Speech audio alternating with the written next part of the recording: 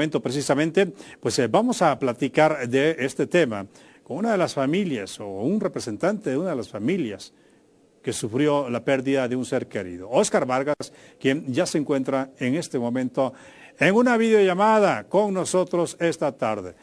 Estimado Óscar, ¿cómo estás? Te saludo con gusto. ¿Qué tal? ¿Cómo están? Buenas tardes. Buenas tardes, Óscar. Oye, a ver, han sufrido ustedes de todo, una tragedia que enlutó pues, a tu familia y a varias familias en una circunstancia que nadie esperaba, que fue un sismo. Sin embargo, un sismo que afectó a una escuela en la cual tu pequeñito se encontraba estudiando en ese desafortunado momento que se derrumbó dada una circunstancia, Óscar, una negligencia y corrupción que llevaron a que una estructura de ese tipo colapsara. A ese tiempo, ¿qué tan complicado fue obtener justicia? Ya en este momento hay una sentencia, pero ¿no sientes, Óscar, que es una justicia a medias? Claro, mira, sí ha sido largo este proceso, pues bueno, como todos saben, son 3 años. Entonces, entre el duelo y la lucha por conseguir esta justicia, por lograr justicia, pues sí ha sido muy pesado. Sí sabemos que en México es muy difícil, hay muchos casos que han quedado impunes, que siguen impunes, pero pues nosotros estamos de alguna manera haciendo historia. Nos ha costado muchísimo, como te repito, empezando desde en el momento en que la delegación Tlalpan, en aquel 2017, nos reserva el expediente y entran mis abogados y empiezan a quitar, para impugnar y quitar esa reserva. Entonces, desde ahí empieza nuestro calvario, pero pues bueno, gracias a Dios, hoy te puedo decir que sí, es una justicia a medias, como bien dices, porque falta más todavía, faltan 3 de reos, 2 que están detenidos, uno que está prófugo todavía, falta gente de la delegación de Tlalpan, te digo, o sea, faltan más funcionarios, o sea, vamos como a la mitad de camino, pero sí, de alguna manera estoy satisfecho porque, pues bueno, al dictar culpable a la señora ayer, al darle esta sentencia de 31 años, pues de alguna manera nos da un poco de paz, un poco de tranquilidad, y como bien dices, en México es muy difícil que las autoridades reconozcan que nos fallaron, y efectivamente el colegio operaba con muchas negligencias, con muchas omisiones y con corrupción, y obviamente también tenemos claro que no nada más fue la directora, sino que también las autoridades hicieron esta cadena de corrupción, y desafortunadamente mi hijo perdió la vida. A mi hijo no lo mató el sismo, mi hijo lo mató la corrupción. Lo dices exactamente en ese contexto en el cual yo, previo, y debo decirlo, previo a la charla, comentábamos fuera del aire. Una justicia a medias en un país que es complicado obtener eso, la procuración de la justicia, por lo que has dicho. A tu nene desafortunadamente fue víctima de la negligencia que se permitió por un acto de corrupción. Y por eso te decía que es una justicia a medias, y creo que coincides, porque si bien se ha sentenciado a la exdirectora, pero ¿qué pasó y qué ha pasado con aquellos que dieron permisos ilegales, que permitieron la construcción en una infraestructura que no iba a soportar una construcción como la que tenía arriba de ese colegio? Y más aún, ¿qué pasó con aquellos que permitieron que siguiera y siguiera? ¿Y sabes por qué?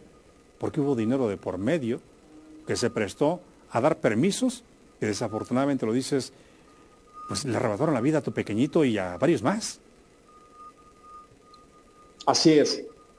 Déjame decirte que sí, en algún momento pensamos que no íbamos a lograr esto, como bien dices, porque estamos en México y porque en México pasa todo y hay mucha impunidad todavía. Y pues bueno, confiamos en nuestros abogados.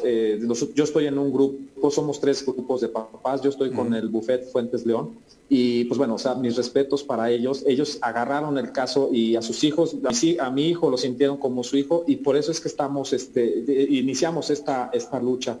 Déjame decirte que dentro, bueno, o sea, de muchos años la directora junto con las autoridades estuvieron burlando.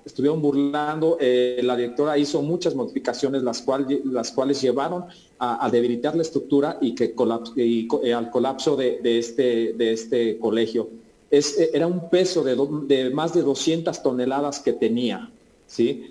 La última losa. Entonces, imagínate cómo nos sentíamos nosotros, porque fuimos, pues así que a meter a nuestros hijos a la boca del lobo.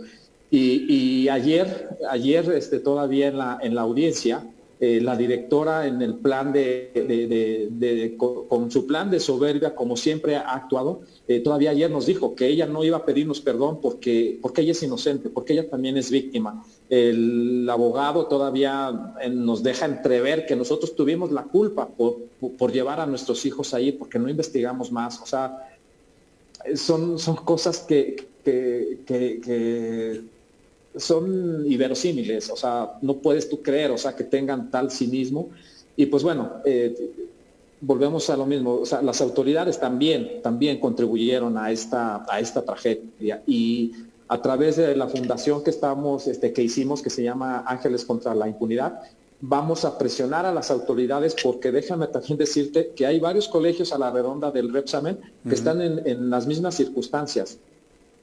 Entonces, no queremos que vuelva a ocurrir otra tragedia igual. De verdad, no se lo deseo a nadie lo que yo he vivido, ¿sí?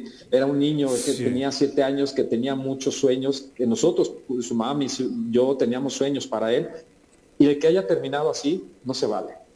Este es un ejemplo de lo que se puede llegar a un país en el cual se puede de todo a través de un recurso que es a final de cuentas monetario y que pone entredicho lo que es la legalidad. Tú lo has mencionado bien, falta mucho todavía por hacer, pero ha demostrado Oscar que desafortunadamente en esta circunstancia y todavía en este país que se promete va a ser diferente, la justicia tienes que buscarla tú como ciudadano, tú tienes que empujar, tú tienes que ir, tú tienes que buscar todos los métodos, pero creo que ahí es donde entramos en ese conflicto de entonces, ¿a dónde vamos a ir como país y a dónde vamos como sociedad cuando tenemos que enfrentar algo que, caray, no está en nuestras manos, que es el actuar procedente de una manera legal, correcta y lineal de quienes dicen representarnos? Hoy se cuenta una historia diferente en medio de un luto porque ustedes se empujaron, y eso creo que no debe seguir pasando.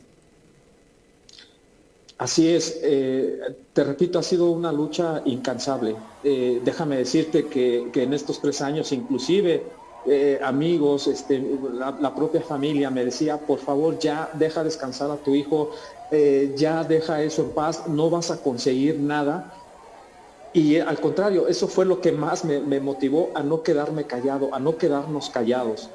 Yo le prometí a mi hijo, lo están viendo en pantalla, yo le prometí a mi hijo hacerle justicia. Yo no me podía quedar callado. Tal vez yo le fallé al llevarlo a ese colegio, tal vez yo le fallé al no poder hacer más ese día.